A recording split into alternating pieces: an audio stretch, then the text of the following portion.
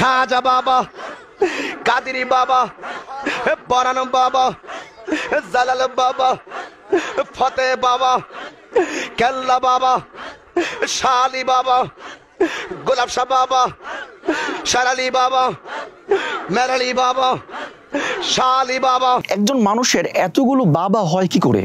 একজন মানুষ তো একজন বাবার মাধ্যমে দুনিয়াতে আসে, কিন্তু মনে হচ্ছে তাহিরি সাহেব অনেকগুলো বাবার মাধ্যমে দুনিয়াতে এসেছেন। না হয় তিনি এতগুলো বাবার স্বীকৃতি কেন দিচ্ছেন? আসলে আল্লাহ নবী সাল্লাল্লাহু আলাইহি ওয়াসাল্লাম বলেছেন, কোনো ব্যক্তি যদি নিজের পিতাবিহীন অন্য কাউকে পিতা বলে স্বীকৃতি দেয়, সে যেন নিজের স্থানটা জাহান্নাম বানিয়ে নিল। এটা বুখারী শরীফের হাদিস।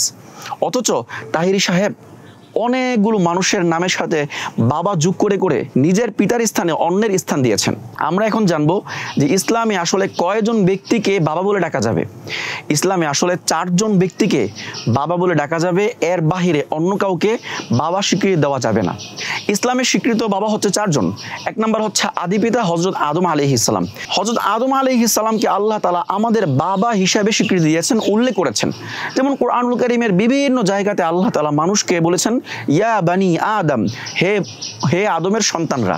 যেমন কোরআনুল কারীমের সূরা আরাফের মধ্যে বলেন ইয়া বানি আদম খুযু যিনাতাকুম, হে আদমের সন্তানরা তোমরা তোমাদের সৌন্দর্য গ্রহণ করো যখন মসজিদে যাও। তো এই আয়াত থেকে আমরা বুঝলাম আদম আলাইহিস সালাম আমাদের পিতা। ইসলামের দ্বিতীয় স্বীকৃত পিতা হচ্ছে হযরত ইব্রাহিম আলাইহিস সালাম। তিনি হচ্ছেন আমাদের জাতির পিতা, মুসলিম জাতির পিতা। আল্লাহ তাআলা হযরত ইব্রাহিম আলাইহিস সালামের নামেও আমাদের বাবা হিসেবে উল্লেখ করেছেন। যেমন সূরা হজ্জের ৭৮ নম্বর আয়াতে আল্লাহ তাআলা বলেন মিল্লাতা আবিকুম ইব্রাহিম হুয়া সাম্মাকুমুল মুসলিমিন, তোমাদের বাবা ইব্রাহিমের ধর্ম আর তিনি তোমাদের নাম রেখেছেন মুসলমান।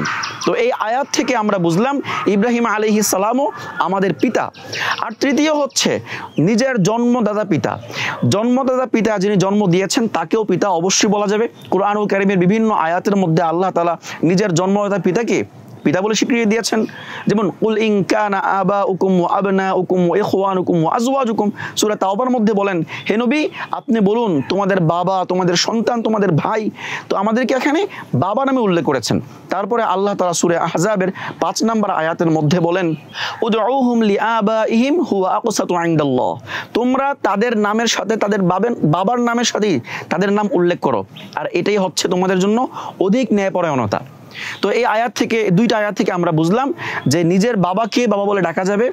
তারপর 4 নাম্বার হচ্ছে শ্বশুরকে বাবা বলে ডাকার স্বীকৃতি ইসলামে আছে।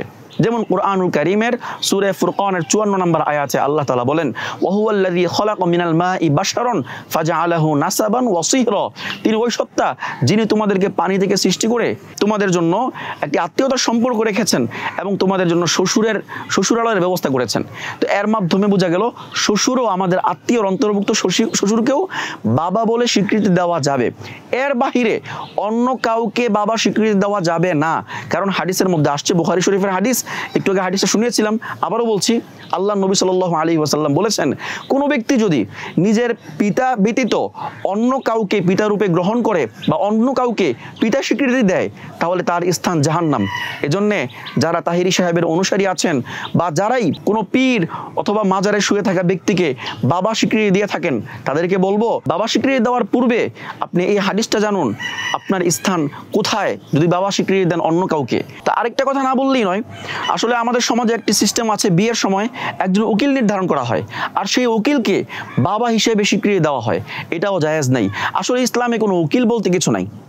যদি উকিল হয় সে হবে যিনি বিবাহ করছেন তার পিতা অথবা তার বড় ভাই থাকলে বড় ভাই অথবা চাচা মামা, এরা হবেন তার উকিল। এছাড়া বাহিরে কেউ উকিল না। যদি কাউকে উকিল বা সাক্ষী বানানো হয় তাকে বাবা বলে স্বীকৃতি দেওয়া জায়েজ নাই।